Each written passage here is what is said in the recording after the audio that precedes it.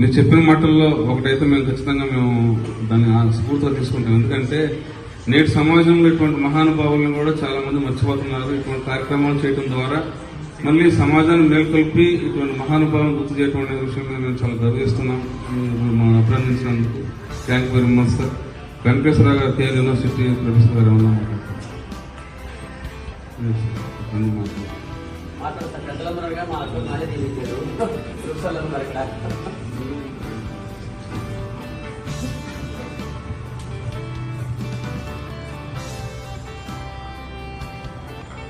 పూర్వీకుల్ని,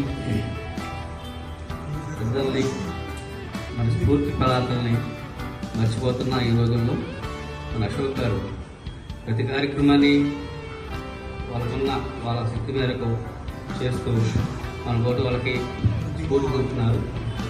అశోక్ గారు నాకు గత 5 సంవత్సరాల నుంచి ఏ కార్యక్రమం కూడా మొదలు ప్రతి కార్యక్రమం కూడా చేసుకుంటారు. దానికి మన తరఫున విరోధులని. అలాగే స్వామి వివేకానంద గారు మన స్పిరిచువల్ ఆధ్యాత్మిక భావాలని ప్రపంచ దేశాలకి పరిచయిస్తున్నారు అగ్రగణ్యులు. అట్లాగే మనకు శారీరక దారుణ్యం సంబంధించి యోగా కానీ వేరే ఫిట్నెస్ సంబంధించి మొత్తం కూడా వివేకానంద గారు పాటించారు. అయినా స్వామి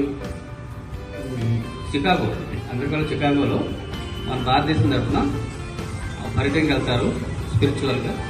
అక్కడ భక్తు అవకాశం ఎవరు మాట్లాడటానికి కూడా అవకాశం ఎవరు. ఈయన రిక్వెస్ట్ చేస్తే ఒక 2 నిమిషాలకు మాత్రమే పర్మిషన్. కానీ ఈ యొక్క ప్రసంగాన్ని విని చికాగోలో అర్ధగంట మాట్లాడినా సరే వాళ్ళు అట్లాగే తన్మయత్తంగా వింటూ మైమర్చిపోతారన్నమాట. ఆ విధంగా వాళ్ళందరూ కూడా మనకి భారతదేశం యొక్క గొప్పదనాన్ని తెలియజెప్పారండి. ఈ అవకాశం వచ్చిన అశోక్ గారికి ధన్యవాదాలు. Thank you sir. శుభాకాంక్షలు. Thank you very much sir. Thank you. చక్కగా ఈ కార్యక్రమంలో అందరూ పార్టిసిపేషన్ చేసి మన ఈ కార్యక్రమం ముందు నడిపిస్తున్నందుకు అందరూ ప్రత్యేక ధన్యవాదాలు తెలుపుకుంటున్నాను సార్. కొంచెం గ్రూప్ ఫోటో సార్.